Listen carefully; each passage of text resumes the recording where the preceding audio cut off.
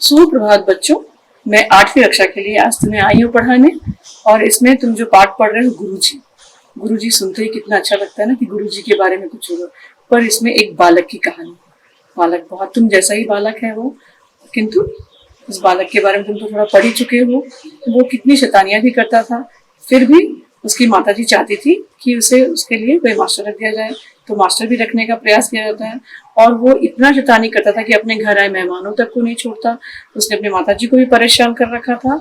और उसके घर में जब गुरुजी आते हैं घर के आशीर्वाद देने के लिए, तब किस प्रकार से वो उसको परेशान करता है उसका तुमने थोड़ा आरंभ में भी सुन चुके हो। और आज मैं थोड़ा और भी पढ़ाऊंगी कि कैसे वो बर्फ की जो है वो उसकी एक पोटली बना के रख देता है, जिससे कि वो परेशान। और गुरुजी रात भर उसमें भीगते रहते हैं और इधर उधर भागते रहते हैं। ये उसके लिए वो सोचता ही नहीं है कि वो जो करने जा रहा है वो क्या कर रहा है, इससे क्या उसका असर होगा। तो आओ हम सब पढ़ते हैं। और धन्यवाद। तुम सब स्वस्थ रहो और अपने घर में बहुत सुखी पूर्वक रहो और हमेशा सदा प्रसन्न रहो, प्रसन्नचित रहो। घर में माता पिता की मदद भी करो। धन्यवाद। बच्चों, आज मैं तुमको पिछली कक्षा में मैंने जो गुरुजी पढ़ाया था, पाठ 6 गुरुजी कहानी, फिर और एक कक्षा में तुम्हें दूसरे अध्यापिका ने पढ़ाया था, उसके बाद का बाकी मैं आपसे पढ़ूंगी। तो तुम तो कहानी थोड़ा स्टार्ट कर चुके होगे, पढ़ चुके होगे। तुमने देखा कैसे शरारती बच्चा था वो लालू, बहुत शरारती किया करता था और जिसके कारण सभी लोग परेशान थे उसके लिए। अपनी शैतानी की वजह से उसने अपनी माँ को भी तंग कर चुका था वो।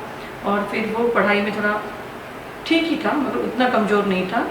और उसकी शरारतें इतनी बढ़ गई थी कि उसकी माँ जो है उसने तंग आकर कहा कि इसे गुरुजी के पास पढ़ने के लिए देना चाहिए। और फिर उसके पिता ने मना कर दिया, नहीं, ये जब तक खुद अच्छे से नहीं पढ़ेगा कुछ नहीं हो सकता, इसे अच्छे से पढ़ के जब ये क्लास में फर्स्ट या प्रथम स्थान में नहीं आएगा तभी हम लोग इसके लिए गुरुजी रख देंगे। उसके बाद उसके पिता ने एक तिमंजिला मकान बनाया था। फिर उस तिमंजिला मकान को आशीर्वाद देने के लिए उसकी माँ चाहती थी कि उसके गुरुदेव आकर उसे आशीर्वाद दें। तो उन्होंने अपने गुरुजी को बुलवाया। उनके गुरुजी उनके घर आए। तो वहाँ भी लालू ने अपनी शैतानी नहीं छोड़ी, गुरुजी को बहुत परेशान किया, रात भर सोने नहीं दिया, उनकी मच्छरदानी के ऊपर बर्फ़ का टुकड़ा बांध दिया जिससे कि रात भर पानी टपकता रहा। वो डर के मारे छत टपक रहा करके इधर से उधर भाग के बाहर निकल गए। और बाहर भी मच्छरों ने उन्हें काफ़ी परेशान कर दिया। और वो काफ़ी तंग होने के बाद बेचारे जो है मच्छर के हमलों से बचने के लिए दीवार से सट कर बैठ गए। कम से कम पीठ में ना मच्छर न काटे। अगर सवेरे तक वो जीवित रहे तो वे इस अभागे देश में फिर कभी नहीं आएंगे। पहली गाड़ी से वो अपने घर चले जाएंगे। और क्यों यहाँ आने का मन नहीं करता। अब समझ में आया कि घर ही ठीक नहीं है। ये सोचते सोचते देखो आज मैं इनको यहाँ से पढ़ाऊँगी, अब मैं आराम करती हूँ। ये सोचते सोचते उन्हें नींद आ गई और रात भर की थकान के कारण वे बेखबर सो गए।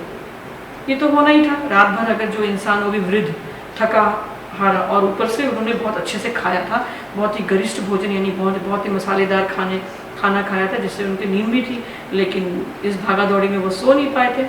और यह सोचते हुए नींद आ गई और रात भर की थकान से वो बेखबर सो गए। इधर नंदरानी काफ़ी तड़के उठ गई। नीचे उतरने पर देखा कि गुरुदेव जी के कमरे का दरवाज़ा खुला हुआ है। गुरुदेव तो पहले से उठ गए हैं। यह जानकर वो बहुत लज्जित हुई क्योंकि वह एक बहू थी तो उसे तो सबसे पहले उठना चाहिए था। फिर उसने कमरे के भीतर झांक कर देखा तो वो गायब थे। ये क्या हुआ? दक्षिण की चारपाई जो है उत्तर की ओर कैसे आ गई? जो उन्होंने कमरा जैसे सजाया था जहाँ दक्षिण की ओर चारपाई रखी थी वो उत्तर की ओर आ गई।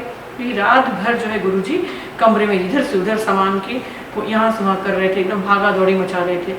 वो सोच रहे थे कि छत टपक रहा है तो अपनी चारपाई को लेकर इधर आ रहे थे, उधर जा रहे थे। उनका झोला खिड़की के पास से बाहर पहुँच गया। वो समझ में नहीं आया। सारी रात वो उथल पुथल मचा रखे थे। पूजा का सामान और आसन आदि दूर बिखरे पड़े हुए थे। बाद उनके कुछ समझ में नहीं आ रहा था कि बाहर आकर वे नौकरों को बुलाने लगी। नौकरों में से कोई भी तब तक नहीं जागा था, सब सो रहे थे बेखबर। अचानक नंदरानी की नजर एक ओर पड़ी। अरे ये क्या है? एक कोने में अंधेरे में ये आदमी किधर कौन जाने बैठा है? तो वो हिम्मत करके आगे गई तो देखा अरे ये तो गुरुदेव है। अरे वो ये यहाँ कहाँ से बैठे हुए? उनको तो पलंग पे सोना चाहिए था, चारपाई पे सोना चाहिए था। आशंका से यानी कि मन में उनका संदेह हुआ, क्या बात है? वो चिल्ला उठी, गुरुजी। नींद टूटने पर स्मृति रत्न, गुरु कौन थे बताओ? गुरुजी। गुरुजी का नाम था स्मृति रत्न। उन्होंने आंखें खोलकर देखा, फिर धीरे धीरे वो सीधे बैठे, क्योंकि बदन अकड़ गई थी रात भर दौड़ भाग करके, और वृद्ध भी थे तो उन्हें आराम से सोना चाहिए था। नंदरानी चिंता, लज्जा और भय कारण रूंधे गले से पूछ बैठी। चिंता भी था कि भाई ये कैसे हो गया उनके साथ, और शर्म भी आ रही थी कि एक तो गुरुजी को उन्होंने बहुत ही स्वागत करके, इतने मन्नत करके उन्हें बुलाया, और देखो उनका क्या हाल हुआ, उनकी कैसी ये बेइज्जती होगी। और डर भी था कि अब गुरुदेव उनको क्या बोलेंगे। फिर रूंधे गले से, रूंधे गले यानी कि गले में रोना आने पर गला रूंध जाता है, रोना आने पर आंखों में अश्रु के बूंद आ जाते हैं। तो रूंधे गले से जस्ट रोने को है, गुरुजी आप यहाँ क्यों, आप ऐसे क्यों बैठे हैं, आपको तो चारपाई पे सोना चाहिए था। स्मृति रत्न उठ खड़े हुए और बोले, बेटी रात भर मेरे दुखों की सीमा नहीं रही, मैं रात भर काफ़ी परेशान था, मेरे दुख का कोई अंत ही नहीं था, जितना भी मैं बचने की कोशिश करता मैं परेशान ही हो रहा था। क्यों गुरुदेव, बात क्या हुई?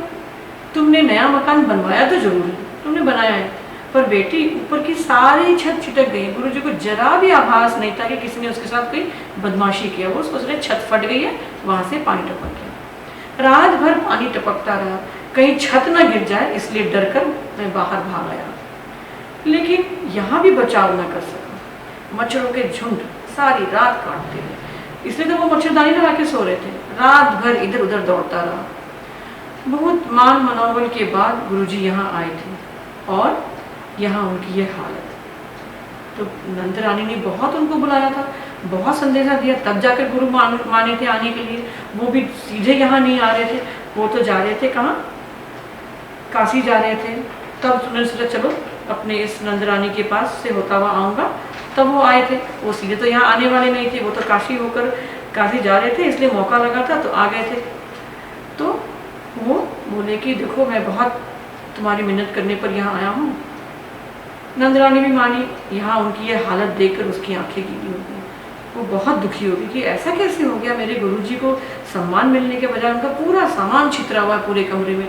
मगर गुरुदेव ये मकान तो 3 मंजिला है, 3 मंजिलों वाला है, उसके ऊपर और एक छत है, उसके ऊपर और एक छत है, तो बरसात का अपनी 3 छतों को पार करके कैसे नीचे आ सकता है, ये तो असंभव है।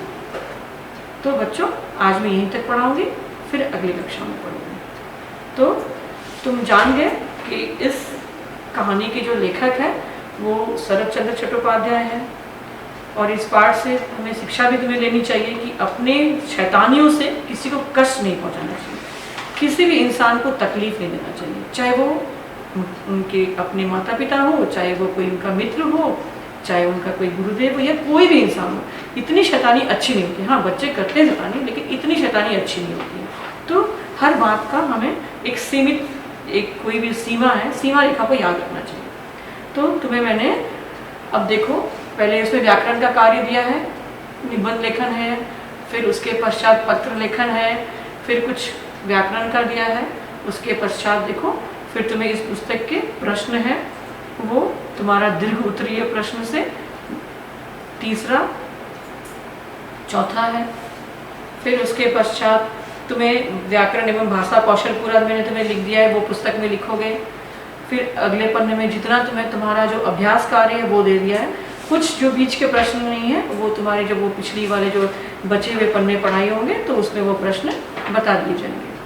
और यहाँ देखो तुम्हें अभ्यास के तौर पर तुम इसको देखो, अभी तुम्हें मार्क कर दिया जाता है। रचनात्मक अभिव्यक्ति जो है ये नीचे वाला मिडिल वाला जो है बीच वाला रचनात्मक अभिव्यक्ति, हाँ वो जो है पूरा ये सफ़ेद रंग का जो है वो उसका उत्तर है। तुम्हें इसके इस प्रश्न के उत्तर में वो लिखना होगा।